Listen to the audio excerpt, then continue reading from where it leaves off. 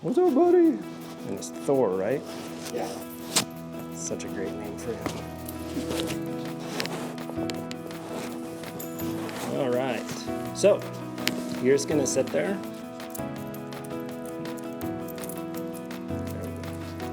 And I'm just going to introduce this to him.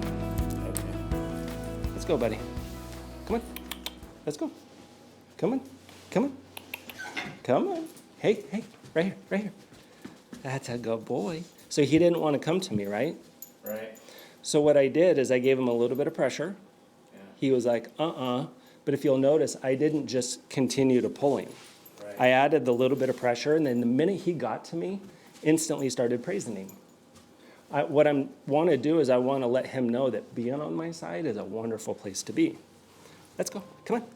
Let's go. Good boy. That's a good man. Let's go. Come on. So there's no tension on the line right now because he's correct. And you'll notice I'm also going to do nothing but lefts. I'm going to do straightaways, but when I turn, it's always a left. Okay? Come on. Let's go. And then I'm going to come to a stop. And I'm going to be calm because I don't want to create a lot of drive in him. So his tail's wagging a little, right? Mm-hmm. That's because of drive, not happiness or excitement. It's because he's sitting there going, oh, this is good, right? It's a safe place. Okay. And a lot of times when we mess with our dogs and we play with our dogs, we're creating, come on, we're creating drive. Let's go. And then I'm going to come to a stop. That's a good boy.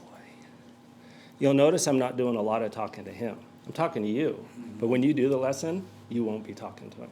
Okay. Okay? Yeah. I'm communicating to him still. I'm just not doing it with my voice. And the reason why is because they learn from our body way faster than our voice. Come on.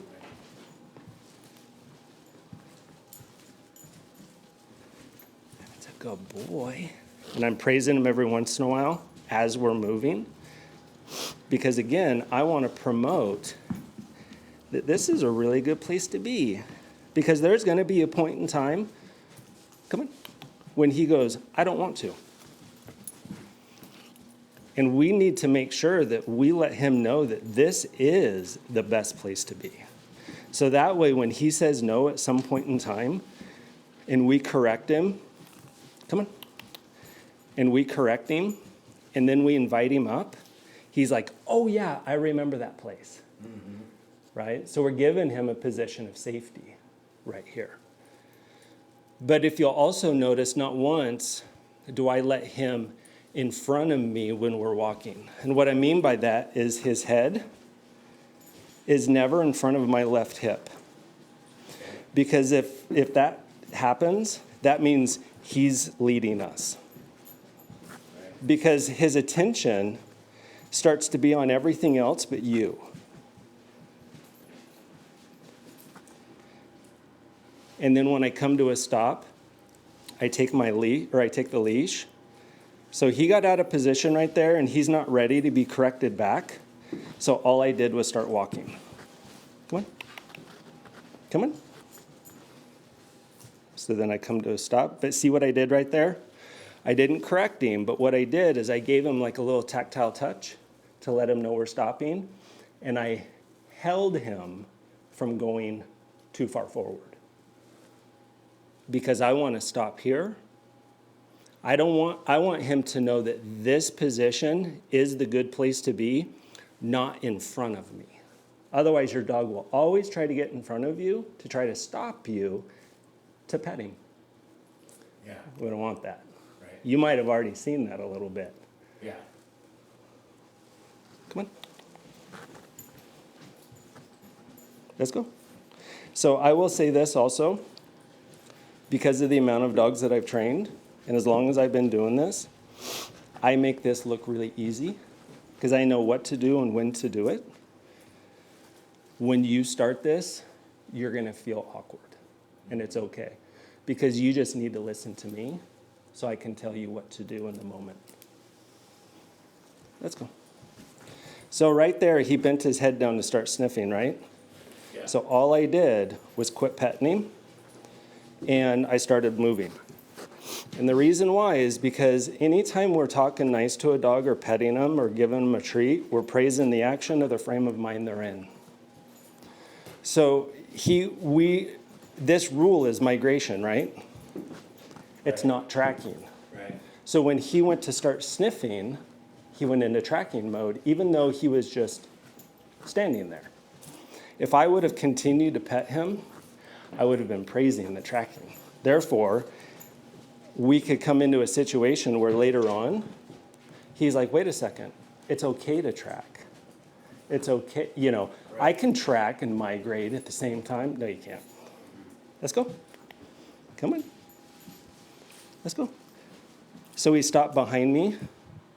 So if you ever get a little discombobulated with his positioning, never pull him around or manhandle him. Just walk. That only took a couple steps to get him straightened out. Okay.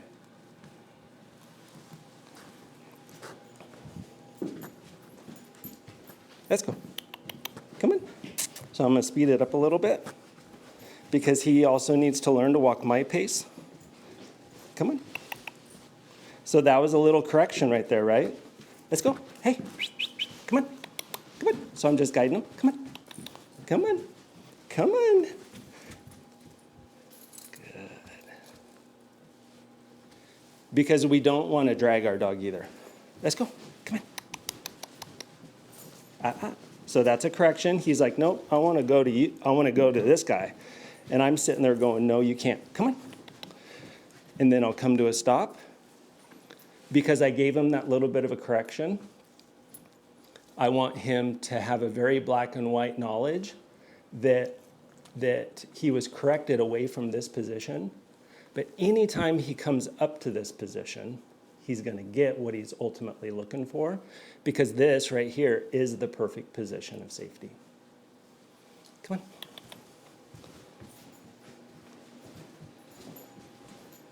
Come on. Let's go.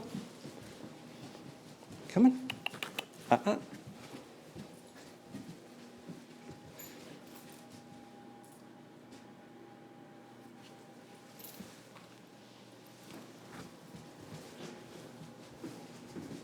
But when we're walking right now, and there is no tension on the line, that's me also rewarding him.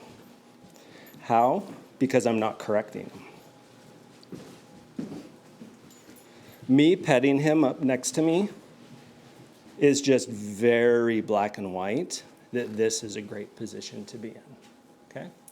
So you ready to do this? All right. So go ahead and take the line. Now how I want you to, Check it off here. So see how I stood up and went to walk to you? Now real quick. And he thought, I'm just going to go to him because he's always been able to. Right. I didn't let him because I'm the one still holding the leash. It's still my rules. Okay. So when you go to walk him, you're going to do, like I said, NASCAR, straightaways, and then you're going to take a left. Straightaway, and then a left. We don't walk to the dog walks to us. Okay? Now, I'm going to tell you what to do. So just to make sure that we're in as good a communication between you and I as possible, real quick, just so you know, when you come to a stop, you can stand, sit, or lay down. There will be a point in time when we would correct that sniffing. Okay? There will be a point in time when we will correct that sniffing, but it's not right now. Okay? Right now, we're strictly working on positioning. So when I say invite up, that means your left hand taps your left hip, and you're going, come on, come on, come on, right? Okay. Back. If I say correct him, the correction will always be into the direction you want him to go. So if he's too far out in front of you, you're going to give a little pop back towards his butt. Okay. Okay. If he goes off to the side, you're correcting into your belly button. Okay. If he goes to go behind you and over to this side, you're correcting away from you. Okay? So like that right here. Right. He's now in the process of learning, not only when we're walking does he need to stay on my left side, but even when we come to a stop, he has to stay here. But if you'll notice, I'm not holding him here. I'm only using the leash and the collar to let him know, no, you can't go forward. No, you can't go over here. No, you can't walk around behind me. Okay? So, and I'm doing that right now with just the smallest little pops. Okay? Okay. So now when we hold the leash, we hold the end. I want you to think palms down anytime you grab the leash. Okay? So palm down on top. Everything comes from the top. Okay? Palm down onto the leash. And then we slide our hand down. We use our right hand to help mitigate slack. And then we have this. The only time we grip the leash with our left hand is when we go to correct our dog. Okay. Otherwise, a lady said it the other day, otherwise it's just like a carabiner with a rope going through. Okay? Okay. But this, my right hand, is what I use to mitigate slack, Okay. which means that at any given time I can give the full 6 feet. And at any given time, if I have too much slack going to him, all I have to do is pull that slack out with my right hand. Okay. Okay? So go ahead and take that. Remember, come from the top, left hand down on top. Come step into my position, slide your hand down, and just start walking. Say, let's go. Say, let's go. Good. And now don't talk to him. And relax your left hand. I'm just going to stand over here. So don't pull him forward. Okay? Just walk. Just walk. Yep.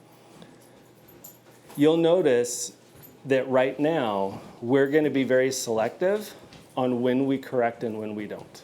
Okay? So come to a stop.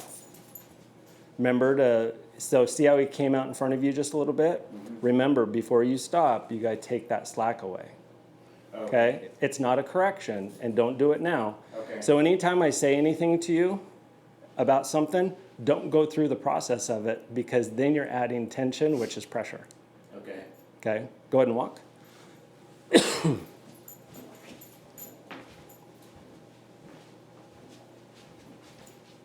And keep walking until I say.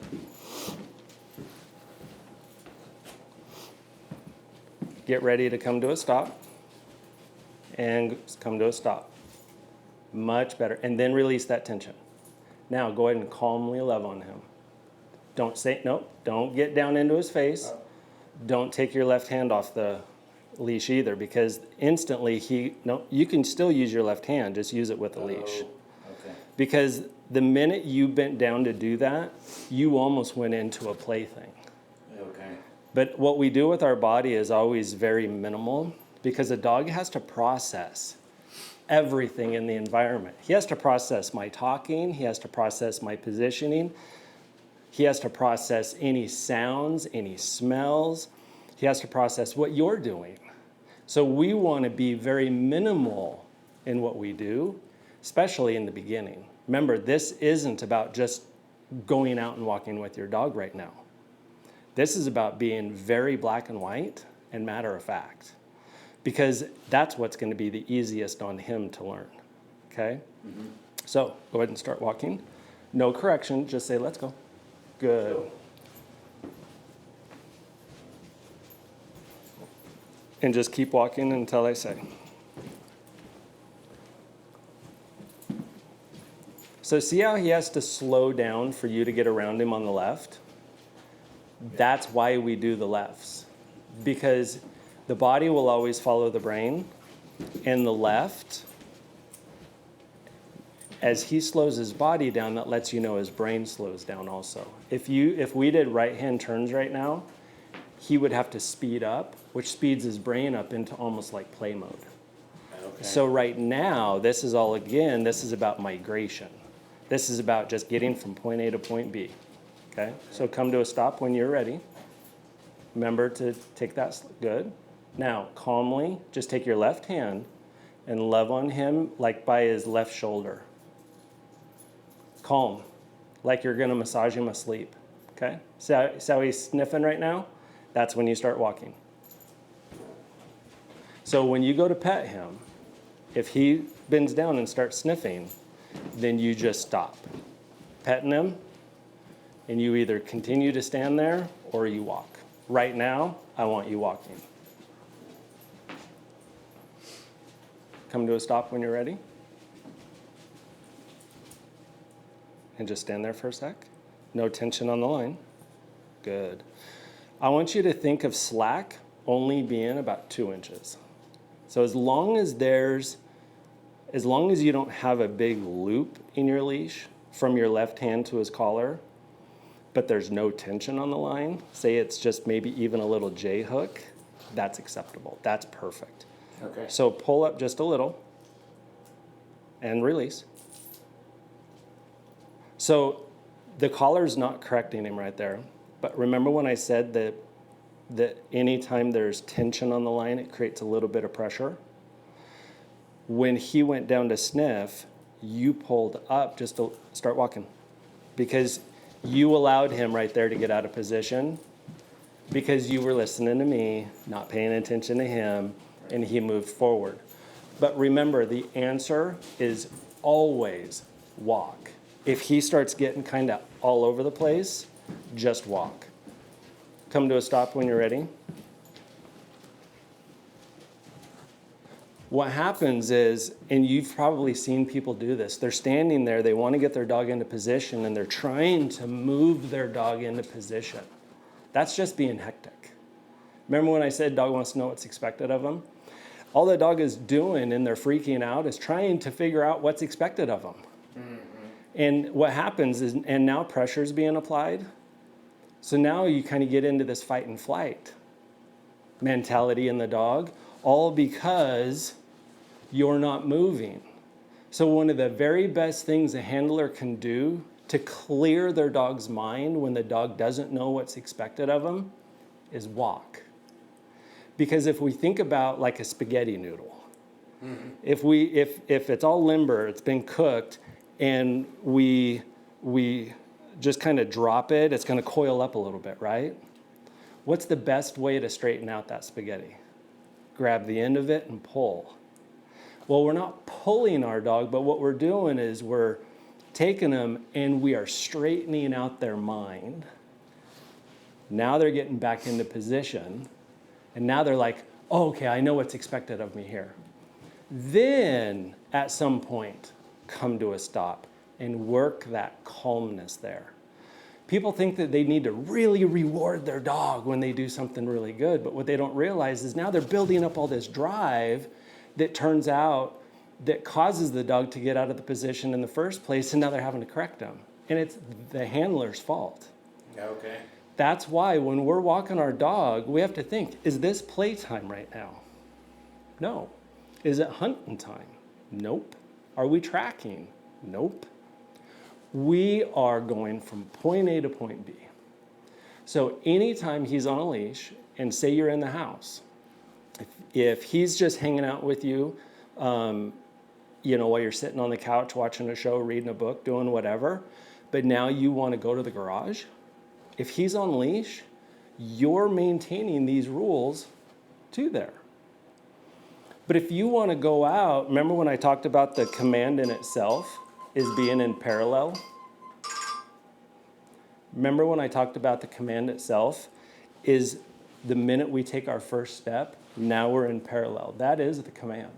Okay? If we want to break that command and let the dog know that now it's time to potty, now they can hunt, now they can track, now it's playtime, now it's cuddle time, whatever it might be, all we have to do is go from being in parallel to coming to a stop and go perpendicular to our dog. Now we can engage them, love on them, play with them. We can say, go potty, and we continually keep our body facing theirs. And now we can follow them all over the place. Okay. Or we can roughhouse with them. We can just let them relax and sniff around, but we need to keep our body parallel. Once that starts, now the command is over, and then all we have to do to go back into the command is start walking and invite our dog into our side, and boom, now we're back into the command. So for now, because now we're not in a position, right? But we are working the walk, so let's make sure, because this is a leather leash, it's gonna be important that it's straight. So now go ahead and just, now just start walking. So now you're back into the command.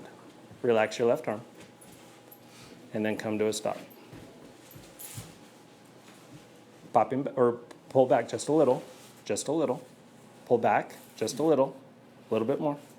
And that's enough, okay? So again, because of the way that collar works, when you pull back like that, it's not pinching like when you give an actual pop, okay? So let me see this real quick. So what I mean by pop is that if this is the prong, when we correct, it's a pop release that pinches and releases. Okay. When we pull, yes, it pulls together, but it doesn't create the same effect as that. Okay. And then also what happened is he's in front, and all of a sudden pressure's being applied. He's going to start to learn that he's going to notice he's in front. He knows that pressure is going to be applied, and he'll eventually start making the choice to get back into this safe position. Okay. So, but anyways, what we were talking about is again, the command itself is the minute you start walking, that's the beginning of the command. You invite him up and you just go. We never wait for our dog though. So many people will say, let's go, but then they're not moving. And the dog's like, where are we going? So they just stand there waiting, because remember, they learn from our body faster than our voice, okay? So we say, let's go, and we go. And he's going to start learning he has to get up into that position and follow, okay? Now, our goal in all of this is to very fairly lay down the foundation of rules. And right now, what those rules are is what we want to teach him in this coming week is this is a great place to be. You have no other choice. So when you walk him from in here, when we're done, when you walk him from in here out to your vehicle, these rules apply. No different than when they did in NASCAR. Okay. Then you stand there, you hit your trunk lid to open, or your back hatch, Yep. while you're standing in this position. He's not allowed to just go do whatever. People have a tendency to forget when they go to walk through a door, they go to load a dog up or whatever, that now it's over. It's not over until you break that position. So because we also want to create calmness when it comes to getting in the car, and for them to wait for you to say it's okay to get in, there may be something in there that you don't want him jumping on yet. So you may have him in this position, hit the thing, and he just tries to jump in, which is what we don't want, or you wait for it to open, you take your step forward, move whatever is necessary while he's calmly here waiting, and then you're able to break the structure of the walk. Now we're perpendicular, right? Mm-hmm. So I went from here to here, and now we can go hop and help him in there, take the prong collar off because we're taking the leash off, and we're done, right? So. Okay.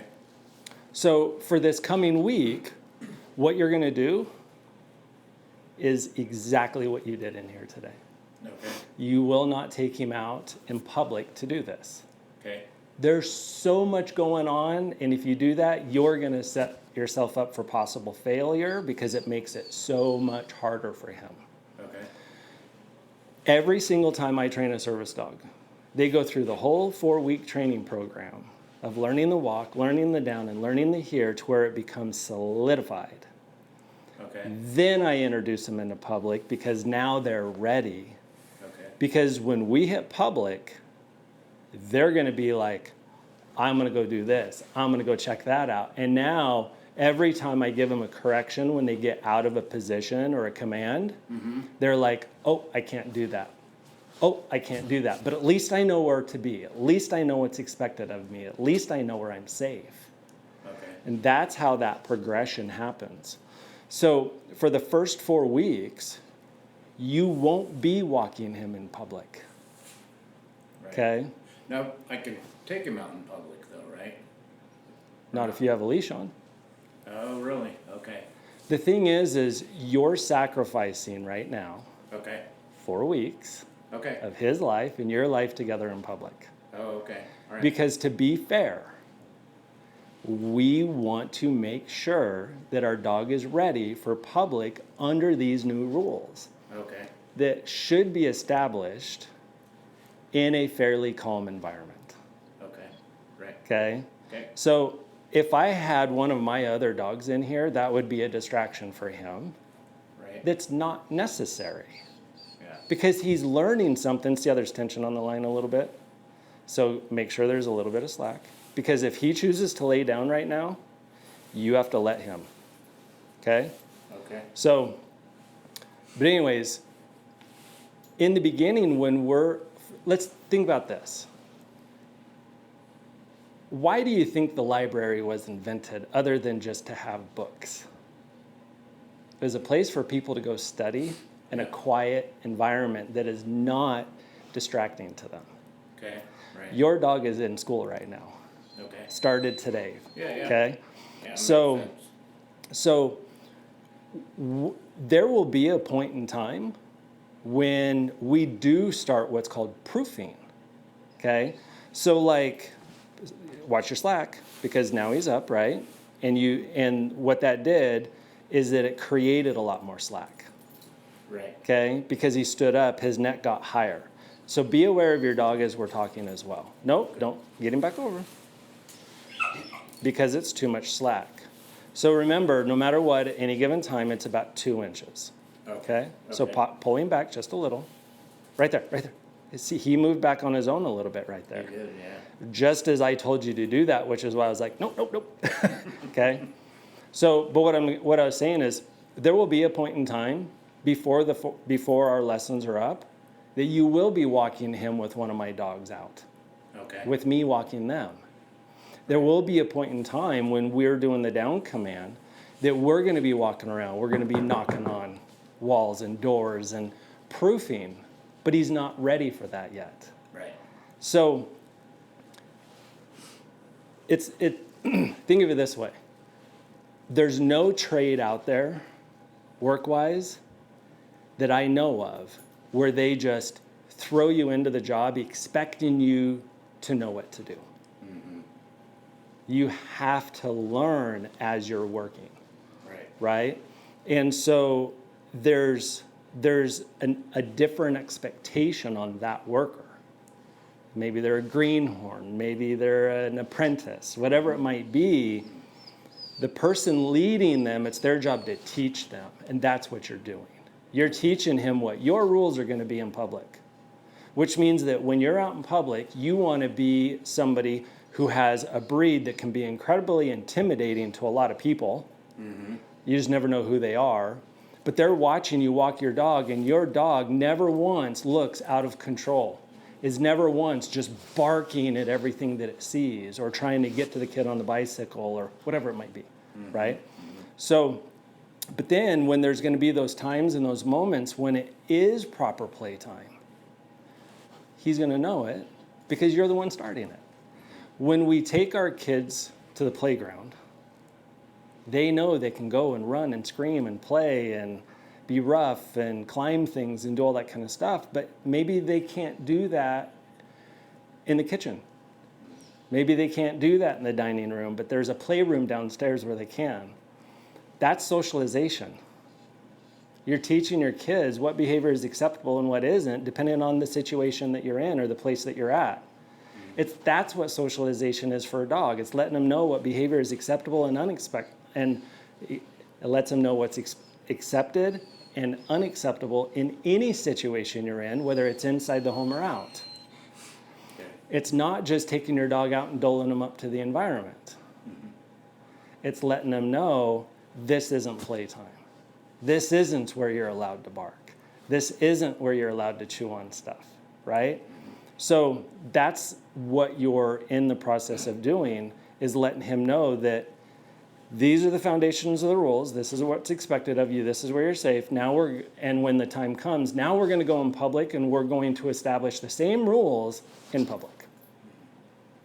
But when you go to a beach and there's nobody around, let your dog loose, right? Let him have fun. If you go camping, there's nobody around, you feel comfortable, because it's also about keeping your dog safe. Right. From other dogs and other people, Yeah. So anyways, do you have any questions? Do you understand this pretty Think good, so. do you think? Yeah. Okay.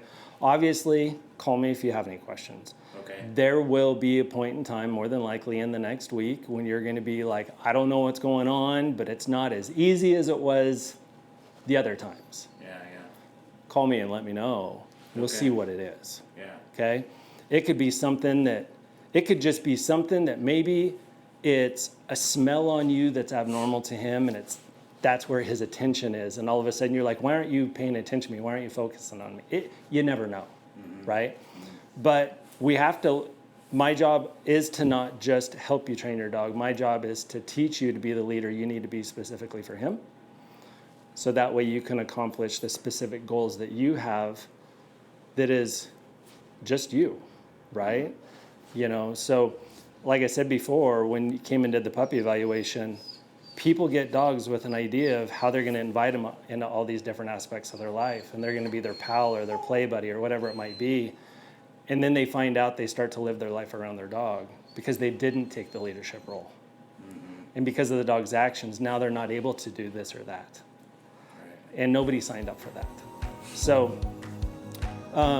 do this at least 5 times for this upcoming week. Okay. And then you want to just set the same date for next week at 10? Yeah. Okay. Yeah.